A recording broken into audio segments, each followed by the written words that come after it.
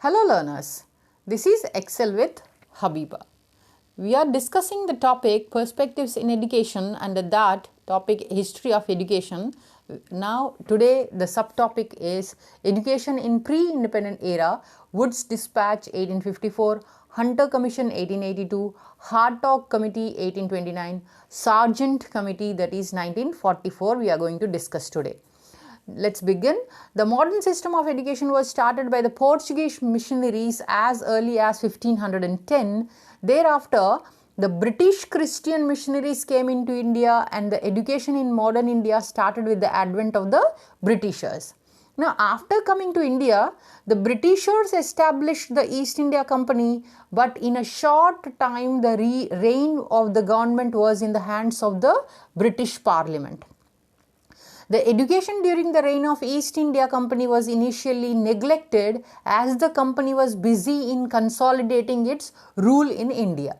When 1 lakh rupees was sanctioned in the budget for the education in India in the year 1813, that is Charter Act, Macaulay Minutes 1835, that was written and submitted to William Bentinck, the then Governor General of India. Now the minute shaped the destiny of Indian education. However, the significant educational reforms under the East India Company began after the Woods Dispatch of 1854. Now let's go to the main topic now, that is education in pre-independent India. The major developments in education started during the pre-independence period. Notably, from the recommendations of the Macaulay Minutes 1835, it continued till the independence of India with many other developments in education. Now let us discuss major landmarks in educational development during the British period here. The first one is Macaulay's Minutes 1835.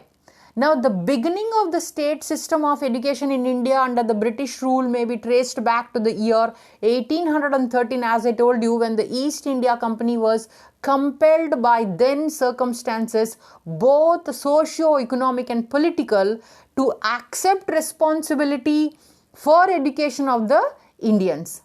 Now, however, it has its real roots in Elphinstone's Minutes of 1823, in which it was stressed on establishing schools for teaching English. Subsequently, Macaulay advocated education of the upper classes in India and advised the government for the dissemination of Western learning through the medium of English.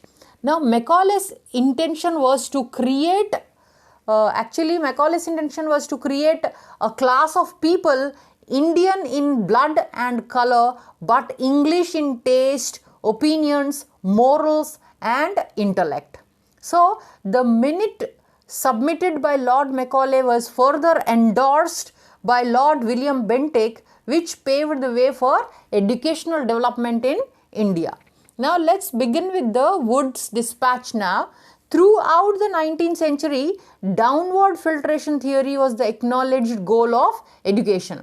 It dominated the scene of education throughout the century. Between 1813 and 1853, there was significant educational progress in the country. But there was no definite educational policy. When the Charter of East India Company was to be renewed in 1853, the government felt the necessity to conduct a thorough survey of education prevailing in the country and prescribe in the light of this survey a systematic policy for the future educational development in the country. So, the dispatch of 1854, you can see here, popularly known as the Woods Dispatch, observed the situation and gave a directive for the promotion of mass education mainly, because mass people are more than educated one. So, the recommendations of the committee were positively considered by the board of directors. So, Woods Dispatch derives its name from Sir Charles Wood, who was the president of the Board of Control for India.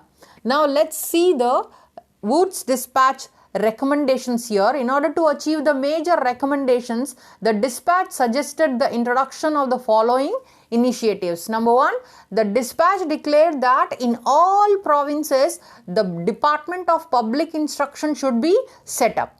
Its highest official should be designated as the Director of Public Instruction, and he should be assisted by Deputy Education Director, Inspector, and Deputy Inspectors of Schools.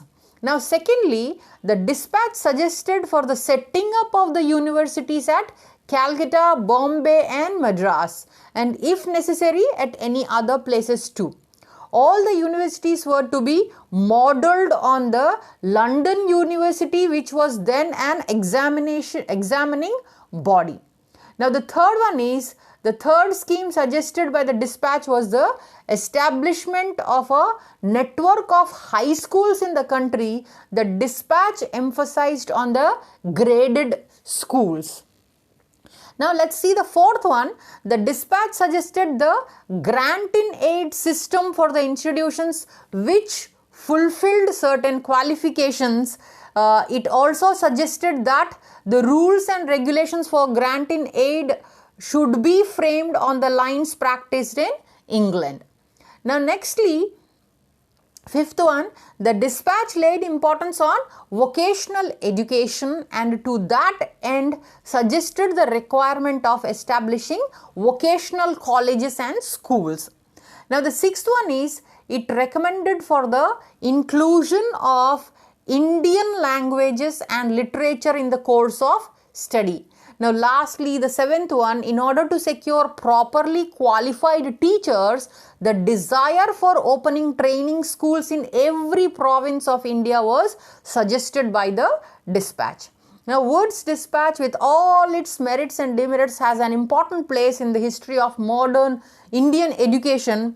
It has contributed much to the organization and stabilizing of the present Indian educational system. As a result of this dispatch, 3 universities were established in the presidencies of Bengal, Bombay, and Madras. Now, let's see the Hunter Commission of 1882-83. As a result of the recommendations of Wood's dispatch, universities were established in 1857 by the various acts in Calcutta, Bombay, and Madras on the pattern of the London University. As I told you, there was a quick growth of colleges and other educational organizations, but no appreciable progress was made in the field of primary education since 1854. However, the missionaries which ran English medium educational institution introduced an organization in London identified as the General Council of Education in India 1878 to achieve their goals. Now, the first Indian Education Commission was appointed in February 3rd, 1882 by Lord Ripon with Sir William Hunter, that is member of Viceroy's Executive Council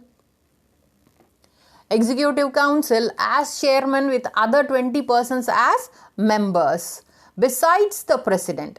Now, the commission is also known as the Hunter Commission. It was the outcome of an agitation began by the council in London. The Hunter Commission was appointed primarily to assess and develop, that is expansion of education at different phases I told you, and also to assess the problems and development of primary education. But this commission also made its suggestions in regard to secondary, higher, women and modern education. So, the commission made very important recommendations regarding the number one here I have given in the slide, the expansion of education at different phases, and recommended to initiate the system of grant-in-aid in the field of education. Now, it was on the basis of suggestions of the commission that a network of the primary schools was spread throughout the country with secondary and higher education as well. Now, let's see before Hunter Commission, that is Indian University Commission here also there, that is this commission was set up essentially for 2 significant reasons. Initially, the university education system was extremely defective and nothing had been done till date to recognize the system since its beginning. Secondly, the London University, which acted as an ideal for the Indian universities, had gone through a change in the year 1898. Here it is not given in here, but I am going to discuss here related to Hard Talk Committee, that is related to here in the year 1929. In May 1928, the Simon Commission, an Indian statutory commission set up for examining into social, political and economic developments of India, appointed an auxiliary committee also called as Hard Talk Committee, that is named after its chairman Sir Philip Joseph. Now the committee arrived at the conclusion that the expansion in the field of education was taking place at the cost of quality, and that the immediate need of the hour was to improve the quality of education rather than to struggle to increase the quantity education.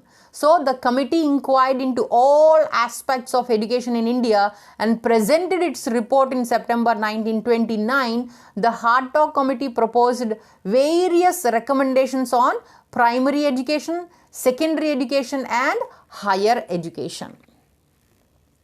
Now let's see the next one, that is Sargent Committee. Unlike many other reports which reviewed the past performance of the education system to propose reforms, Sargent report was actually a long-term plan for educational development in India. Even though it was drawn as a part of the post-war reconstruction program of the imperial government, which had more or less decided to vacate the Indian subcontinent, the report had a clear-cut objective of achieving educational development in 40 years, which would be comparable to the level of educational development prevailing in Britain at that time. So, a long-term plan it is, Sargent. It has some objectives. The plan had the following objectives. Number one, pre-primary education for children between 3 and 6 years of age, the first one. Secondly, universal, compulsory and free primary or basic education for all children between the age of 6 and 14, divided into junior basic, that is 6 to 11, and senior basic, that is 11 to 14 stages. The next one is high school education for 6 years duration for selected children between the age of 11 and 17. And next, the fourth one is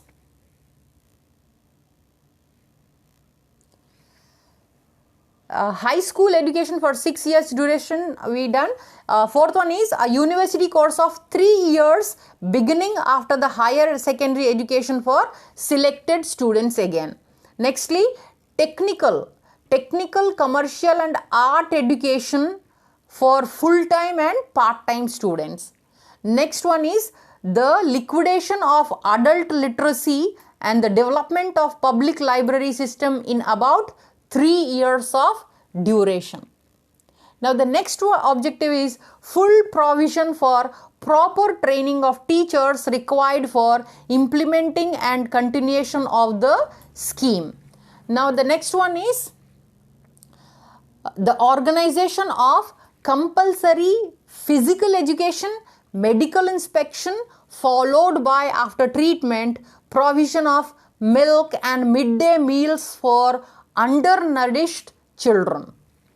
The next one is the education also here of physically and mentally handicapped children and social and recreational activities on fairly liberal scale. The creation of employment bureaus also there, and these are all the objectives. Now the report went about analyzing the scenario prevailing at that time and provided the details of programs and schemes to reconstruct the education system in India.